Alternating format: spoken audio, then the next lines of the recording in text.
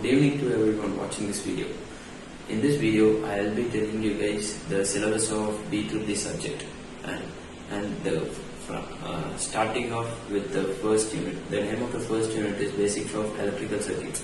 Here you will come to know about what is meant by Ohm's law, resistors in series, resistors in parallel, Kirchhoff's laws, and elaborating Kirchhoff's laws. There are two laws.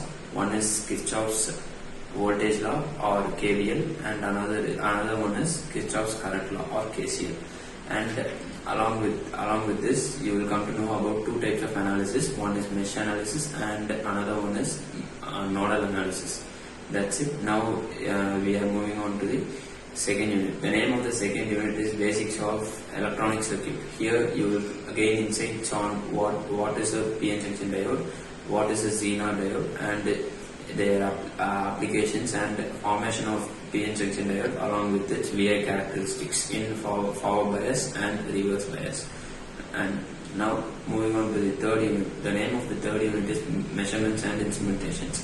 Here you will come to know about what is a calibration, different types of standards, and the functional elements of measurements and instrumentation. And that's it. Now going on to the fourth unit. The name of the fourth unit is Sensors and Transducers. Here you will come to know about what is a sensor and its functioning along with the functioning of transducers. There are numerous types of sensors, but in this chapter you will gain insights on temperature, infrared, along with ultrasonic. And we are moving on to the last unit 5. The name of